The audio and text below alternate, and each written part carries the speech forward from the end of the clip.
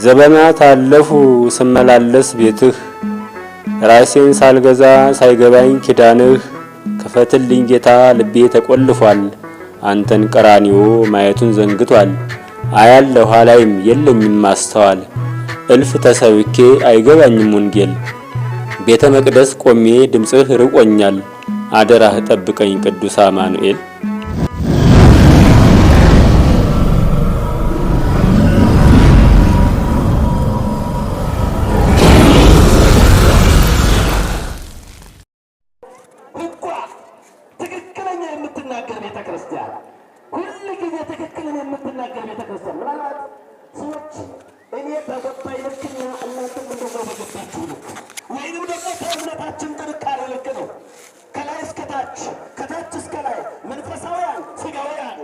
የተባሉትም ምናልባት በገባቸው ልክ ስለሆነ የሚሰሙት የሚናገሩት ቤተክርስቲያን እንዲህ ትላለች ልንል እንችላለን እንጂ ቤተክርስቲያን አትሳሳትም። ምን አትልም?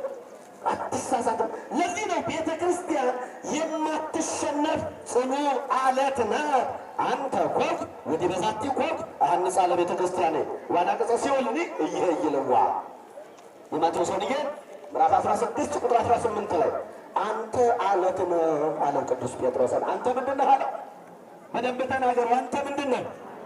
አለት ነህ አለው። ምን ማለት መሰላችሁ? አንተ አለት ነህ ማለት አንተ ያመንከው እምነት ማለት ነው።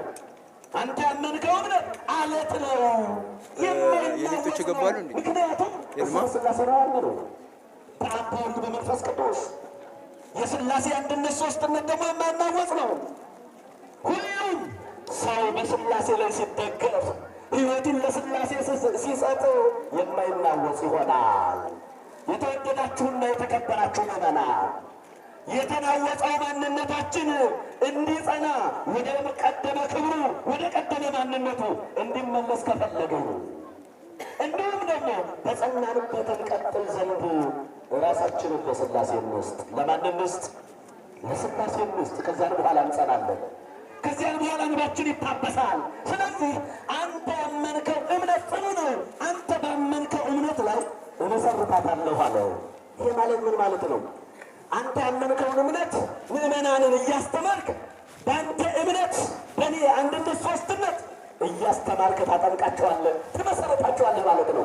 ሐዋርያትን ሂዱና አስተምሩ፣ ካስተማራችኋቸው በኋላ ምንድን አላችሁ? በማቴዎስ ወንጌል ወንጌል አጠምቅዎሙ በሉ በስመ አብ ወወልድ ወመንፈስ ቅዱስ በአብ በወልድ በመንፈስ ቅዱስ ስም አጠምቋቸው። አዎ ከማይጠፋው ዘር የተወለድነው ከስላሴ በመወለዳችን ነው። ከስላሴ በመወለዳችን የማይጠፋ ዘር ሆነናል። ስንኳን ደስ አላችሁ ምዕመናን። ይህንን ነው የምናመልከው። በዚህ ሕይወት ነው የምንኖረው። በማይጠፋ ዘር ነው የምንኖረው። በሰማይ በምድር እንደ ከበርን ነው የምንኖረው። ለምን? ከማይጠፋው ዘር ተወልደናል። ከማይጠፋው ዘር ከስላሴ ተወልደናል። ከማይጠፋው ዘር መወለድ ከነገስታቱ ከመኳንንቱ ከመሳፍንቱ መወለድ አይደለም፣ ከስላሴ መወለድ ነው ወገኔ። ከማን መወለድ ነው? ከስላሴ መወለድ፣ ከአምላከ መንፈስ ቅዱስ ከማኅፀነ ዮርዳኖስ መወለድ ነው። ከዚህ ተወልደናል ከማይጠፋው ዘር እና አንተ አለት ነህ። በአንተ አለትነት ላይ ቤተክርስቲያኔን እሰራታለሁ፣ እሷንም አያናውጧትም። አትናወጽም ማለት ትምህርታችንን እንሰበስበዋለን። አትናወጽም ማለት እና ቤተክርስቲያን አሐቲ ትባላለች። ቤተክርስቲያን ነው ምን ትባላለች? ቤተክርስቲያን አሐቲ ማለት አልገባችሁም እንዴ? ምዕመናን አሐቲ ማለት ምን ማለት ነው? አሐቲ ማለት አንዲት ማለት ነው። ስንት ማለት ነው? በደንብ ተናገሩ እንጂ አሐቲ ማለት ስንት ማለት ነው? አንዲት ማለት ነው። ስንት ቤተክርስቲያን ነው ያለችን? ክርስቶስ የመሰረታት አንዲት ቤተክርስቲያን ነው ያለችን። ቅዱስ ጳውሎስ በኤፌሶን መልእክቱ ምዕራፍ 4 ቁጥር 5 ላይ አንድ ሃይማኖት አንዲት ጥምቀት እንዳለው አንድ አምላክ እንዳለው ያለን አንድ አምላክ ነው፣ ያለችንም አንዲት ቤተክርስቲያን ናት። በክርስቶስ ደም የተመሰረተች አንዲት ቤተክርስቲያን ናት። ስለ ቤተክርስቲያን አራቱ ባህርያት ስናይና ስንመለከት ቤተክርስቲያን አንዲት ናት። ቤተክርስቲያን ስንት ናት?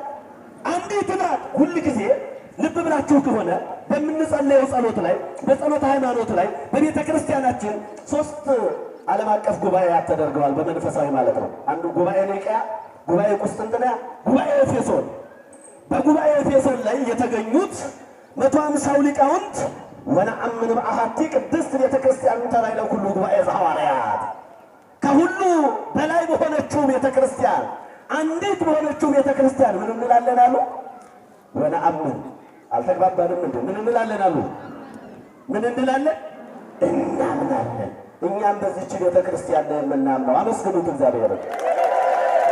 አንዲት በሆነችው ቤተ ክርስቲያን ላይ የምናምነው አንዲት በሆነችው ቤተ ክርስቲያን። ሌላው ቤተ ክርስቲያን ቅድስት ናት። ሁለተኛይቱ ቤተ ክርስቲያን ምንድን ናት አልኳችሁ? ቅድስት። ቅድስት ማለት ደግሞ የተለየች ማለት ነው። ምን ያለች ማለት ነው? የተለየች።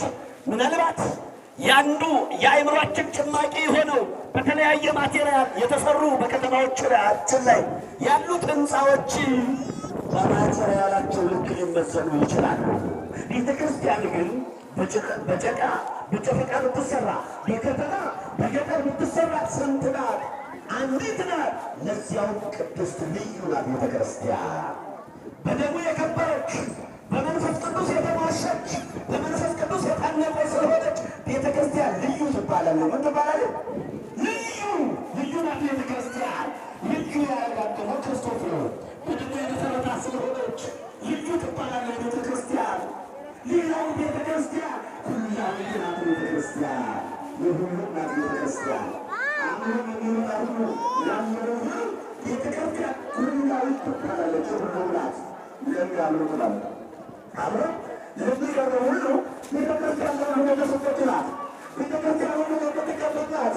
ቤተ ክርስቲያን ሁሉ በክብር ተቀብላ ልጅነት የምታሰጥ ቤተ ክርስቲያን ሁሉም ተቀብላ የምታከብር ክቡር ሥጋውን ክቡር ደሙን ሰጥታ በገነት በመንግሥተ ሰማያት እንዲኖር የምታደርግ ቤተ ክርስቲያን ሁላዊት ናት።